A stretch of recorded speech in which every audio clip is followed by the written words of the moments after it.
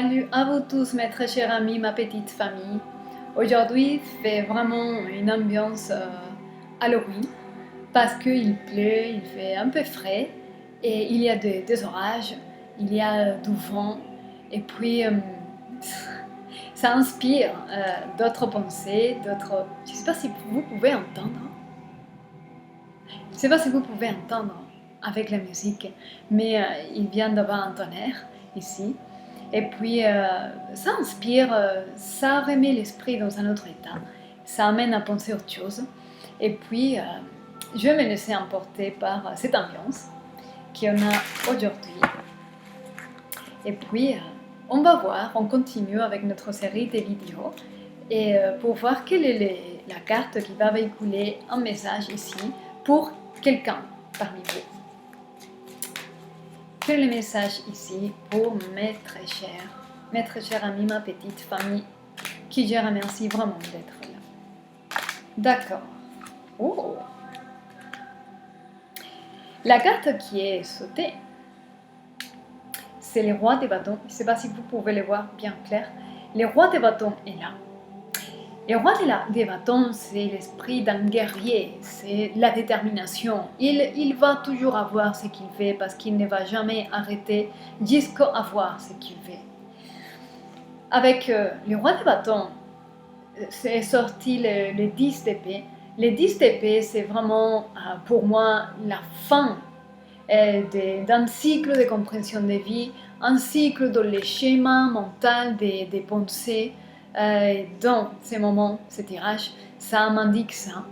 Et le roi des bâtons s'est proposé lui-même avoir quelque chose, vivre certaines expériences, et il ne va pas permettre que l'ancienne version de lui-même puisse interférer avec le nouveau, les nouveautés qu'il veut vivre. Et le fait qu'il soit un roi ne veut pas dire qu'il soit un homme. Tu peux être une femme et avoir cette énergie du roi des bâtons, c'est-à-dire un vrai guerrier, quelqu'un qui sait exactement ce qu'il veut et qui va trouver les moyens d'y arriver.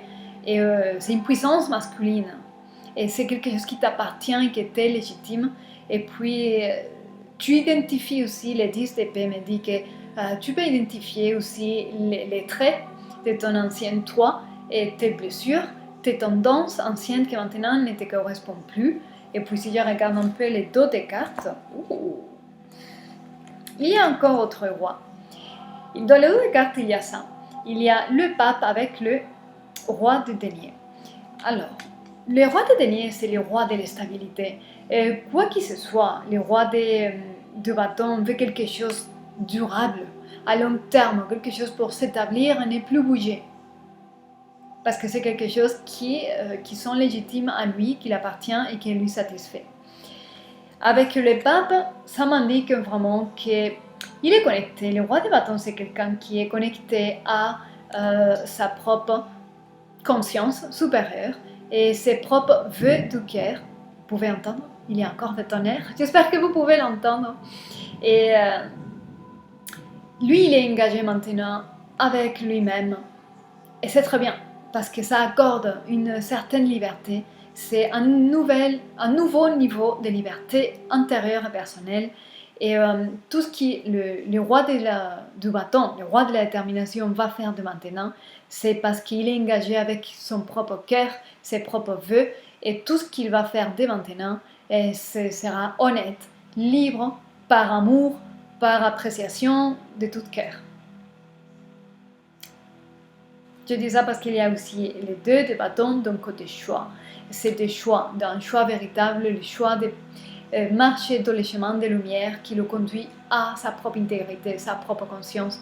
C'est vraiment magnifique. C'est vraiment magnifique et j'espère que ça parle ici à quelqu'un. Ok. Comme je vous dis toujours, soyez heureux. Gardez beaucoup soin de vous et je vous dis à très bientôt.